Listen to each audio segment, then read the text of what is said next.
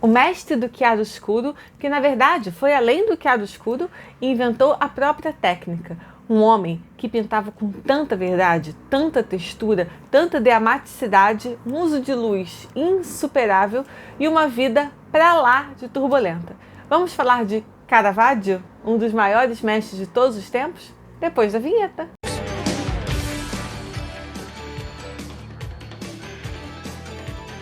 Oi pessoal, sou eu, Amanda, aqui de novo em mais um vídeo no Arte Pra Você. Antes de começar o vídeo em si, eu queria pedir um enorme favor pra vocês, porque vai me ajudar muito. Esse canal é super novo, eu comecei ele em janeiro, então é muito importante que vocês me ajudem com as estratégias de divulgação. Se vocês puderem curtir o vídeo, se vocês puderem dar o like, eu tô tendo muito mais visualização do que like, então assim, tem bastante gente vendo. Eu sei que isso é muito legal, mas é que realmente dar aquele like realmente ajuda bastante ao YouTube a me recomendar para outras pessoas, a fazer o vídeo ser mais exposto, mais recomendado. Então eu tô pedindo aqui para uma ajuda, porque vai realmente contribuir bastante em, né, me tornar o canal mais visível. Então, agradecer muito todo mundo que está assistindo, está sendo muito legal. Mas se vocês puderem, por favor, me dar essa ajudinha, eu agradeço muito. Então agora vamos falar do que interessa aqui, interessa muito inclusive, e vocês pediram muito, muita gente pediu um conteúdo sobre ele, e realmente ele é um pintor assim que muita gente gosta demais, muito merecidamente, é claro, porque estamos falando de Caravaggio, um dos maiores pintores de todos os tempos, um dos maiores mestres de todos os tempos e certamente um dos mais influentes até hoje. E o Caravaggio é muito conhecido não só pelas suas pinturas, que são fabulosas, assim, de tirar o fôlego, pela sua técnica inovadora, que muita gente se refere a ele como o mestre do chiaroscuro, mas na verdade ele foi além. Ele inventou uma nova técnica chamada tenebrismo, que é como se fosse uma evolução ou um desdobramento do chiaroscuro, que já existia quando ele começou a pintar. Então ele fez um chiaroscuro aumentado, né, como se fosse desdobrado, ou até um pouco mais extremado, né, assim, mais esgarçado. Ele deu um passo além, mais dramático ainda, vamos já falar sobre isso, e também pela sua vida muito complicada. O Caravaggio nasceu em Milão, no norte da Itália, e ainda lá ele começou a aprender, ele começou a estudar pintura e arte. Ele foi para Roma por volta dos seus 20 alguns anos, lá no meio da casa dos 20, e originalmente ele quis ir para Roma, né? A história oficial conta que ele quis ir para Roma porque ele queria já estudar pintura, mas também a vida dele já era bastante turbulenta desde a sua adolescência, e existem rumores aí, existem especulações que o primeiro assassinato... Calma. Ele, de fato, assassinou um homem bem mais na frente. Esse é documentado, todo mundo sabe, a gente sabe inclusive quem é, e vamos falar sobre esse assassinato mais na frente do vídeo. Especula-se que ele cometeu um outro na sua juventude, que isso foi uma das razões pelas quais ele saiu de Milão e foi para Roma. Não apenas para estudar e para tentar uma carreira como pintor, né, ou solidificar a sua carreira como pintor, mas também porque ele já teria cometido um primeiro assassinato em Milão. Esse primeiro assassinato não é tão documentado e tão factual quanto o que ele veio a cometer lá na frente, sobre o qual a gente vai falar. Mas existem indícios que apontam que sim, esse primeiro incidente já aconteceu, mas para além desse assassinato, ele já tinha se envolvido em brigas, já tinha agredido policiais, já tinha se envolvido em brigas de gangue, brigas de bar, já andava armado, já era uma pessoa lá bastante confusa, para dizer o mínimo. E ele chegou em Roma com somente as roupas do corpo, ele não tinha dinheiro nenhum e ele não tinha nem onde ficar. Então, literalmente, ele foi sem lenço e sem documento mesmo, e chegou a Roma para tentar uma carreira como pintor. Ele já tinha treinado em Milão antes. Em Roma ele continuou e ele começou a pintar sob encomenda, né? Ele era um daqueles pintores que as pessoas pediam um retrato, pediam, né, enfim, qualquer coisa, e ele pintava sob encomenda, o que era bom, primeiro, porque ele não era conhecido, ele precisava de algum dinheiro, e também servia como um treinamento, né? Eles iam pintando por encomenda e aí usavam aquilo também como um exercício de aprimoramento da técnica. E aí, essa foi exatamente uma transição. A gente costuma pensar na história da arte como uma sucessão de movimentos, né? Da Renascença para o maneirismo, do maneirismo para o Barroco, do depois, né, do impressionismo, pós-impressionismo, para o cubismo, fauvismo, enfim, o expressionismo. A gente tende a pensar assim. Claro que as coisas não acontecem de forma tão redondinha, tão perfeita, e não é esses ciclos não se sucedem assim de forma tão encaixada e encadeada, né? Na vida real as coisas acontecem de forma muito mais espontânea, bagunçada, desorganizada, as coisas vão para frente, as coisas voltam, as coisas surgem às vezes do caos, né? Ou as coisas surgem de formas antagônicas, ou enfim. A história não é tão arrumadinha na vida, né? Tão arrumadinha como ela é enquanto narrativa quando a gente olha retroativamente ou retrospectivamente, né? A gente está aqui, a gente olha para o passado, a gente consegue arrumar as coisas, uma narrativa bonitinha, encadeada. Só que não é assim que as coisas acontecem. Ele estava produzindo ali, bem naquele momento ali de entre o maneirismo e ali o barroco. E ele tinha uma questão de como superar o maneirismo, do qual ele não gostava. E uma coisa que ele pensou foi, ele queria sair ali do maneirismo, ele achava que aquilo deveria ser superado, e ali tinha já, né, o barroco estava já quebrando ali, querendo aparecer, e ele pensava já em como superar o maneirismo. E o que ele fez foi, a solução que ele achou foi olhar para a realidade. Uma das primeiras coisas que o Caravaggio trouxe e que foi assim sensacional e inédita foi trazer o realismo. Ele quis olhar não apenas para o realismo físico, mas para o realismo psicológico. E isso é uma coisa que, se a gente olha para as pinturas dele até hoje, o realismo é extremamente arrojado. Ele mostrava tudo. Ele pintava uma ferida, ele mostrava tudo. Ele mostrava os roxos, as casquinhas, o sangue, os coágulos, né? Se ele pintava decapitações, que ele pintou algumas, ele pintava as veias e a carne e o sangue jorrando, né? Ele pintava mortos, ele pintava com roxos, com membros inchados, ele pintava... Era tudo muito realista. Ele pintava, inclusive, as pessoas como as pessoas de fato eram.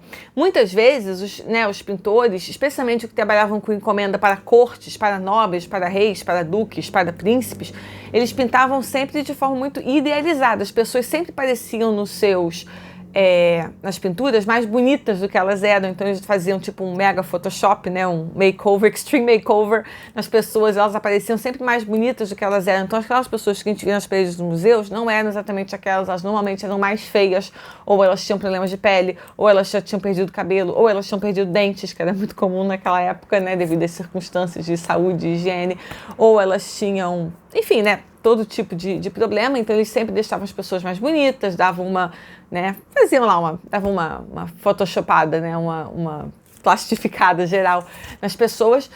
E inclusive, quando retratando figuras bíblicas ou passagens bíblicas ou santos e anjos e tal, eles sempre também tentavam mostrar da forma mais pura, mais nobre, mais envernizada, né, mais edulcorada possível. E o Caravaggio pensava que, não, a gente tem que mostrar a vida como ela é, fisicamente e psicologicamente. Isso, inclusive, trouxe a ele problemas com a igreja. Como muitos pintores da sua época, ele pintava muito para a igreja, né? A igreja comissionava obras, ele pintava muito para a igreja. E pelas obras, a gente percebe que o Caravaggio devia ter um conhecimento profundo da Bíblia. Ele leu muito a Bíblia. Você vê que ele leu e releu e anotou e destrinchou aquilo, porque ele tinha um conhecimento muito profundo da Bíblia, não apenas da Bíblia como ensinamento do cristianismo, como livro sagrado, mas como livro, como obra filosófica, né? Ele destrinchou os ensinamentos, a moral, ele fez realmente, destilou aquilo ali, fez um suco, né? Ele puxou tudo que ele pôde ali, ele realmente tirou tudo que ele pôde ali em termos de essência, né? De ensinamento daqueles textos. E esse conhecimento bíblico dele é muito visível nas suas obras. Porém, ele não tinha interesse nenhum em pintar as figuras bíblicas como pessoas idealizadas, santificadas, como pessoas com um verniz assim, né, de pureza, de nobreza, de santidade. Ele dizia, não. Se a gente está pintando cenas bíblicas ou figuras bíblicas, a gente tem que pintar essas pessoas como elas eram. E as pessoas, as figuras bíblicas, elas eram pessoas, à sua época, eram pessoas do povo, né? Era o povo da rua. O povo da rua é uma expressão da Umbanda, mas era o povo da rua no sentido de gente comum. Pessoas da rua, eram pessoas assim, né, da multidão, da massa. Eram trabalhadores, eram pessoas pobres, eram enfim, né, tribos, eram pessoas que viviam ali em condições bastante adversas. Então, não fazia sentido você pegar essas pessoas e pintá-las como pessoas, né, com uma imagem assim envernizada, já santificada, já muito elevada. Ele dizia, não, vamos pintar na realidade, até para as pessoas se reconhecerem. Vamos pintar a verdade que aquelas pessoas viviam, vamos pintar aquelas pessoas como elas eram de verdade. E, inclusive, ele pegava os seus modelos sempre, povo da rua mesmo, ele pegava gente, quase assim, os miseráveis, ele pegava as pessoas pobres, ele pegava as pessoas que estavam ali nas esquinas, as pessoas que estavam nos bares, na sarjeta, nos becos, ele pegou mendigos, ele pegou ladrões, ele pegava pessoas pedintes na rua, comerciantes, vagabundos, malandros, muitas prostitutas, inclusive muitas de suas modelos mulheres eram prostitutas. Inclusive, ele pintou muito a Virgem, ele pintou a Virgem Maria e outras mulheres da Bíblia usando como modelos prostitutas. Algumas, inclusive, que eram prostitutas e pelo menos 2 foram suas amantes. Uma, inclusive, morava com ele, era sua concubina. Então, assim, então ele usava modelos, né, de pessoas nada glorificadas. Ele não pegava os nobres nem pessoas assim, ele pegava pessoas essas, né, do povo mesmo, assim, né, o sal da terra, né, o povo ali, né, a massa mesmo. E ele também, uma vez que pegava essas pessoas como modelos, ele também, mais uma vez, trazia o realismo ao extremo. Então, se a gente olhar as pessoas como elas aparecem pintadas pelo Caravaggio, né, elas têm... Os pés são imundos, ela tem as mãos, as unhas sujas, a pele não é legal, eles têm o cabelo desgrenhado, as roupas são esfarrapadas. Então, eles são, assim, realmente essa abordagem muito realista em todos os aspectos. Inclusive, no aspecto físico, não só pelas sujeiras e pelos cabelos desgrenhados ou caindo, ou pelos dentes meio apodrecidos, a pele muitas vezes amarelada por alguma doença, mas também, assim, na força, na fisicalidade. A gente consegue ver, às vezes, tendões, a gente vê curvas musculares, a gente vê a pele com textura. Então, tem toda uma expressividade física que era realmente esse realismo levado ao extremo. Mas o realismo dele não era apenas físico, era também um realismo psicológico. Até hoje, o arrojo das obras dele, assim, em termos de expressividade, é uma coisa, assim, simplesmente assombrosa, assustadora. Você vê uma obra do Caravaggio, você fica assim, como... tem tanta expressividade e tanta densidade e complexidade psicológica.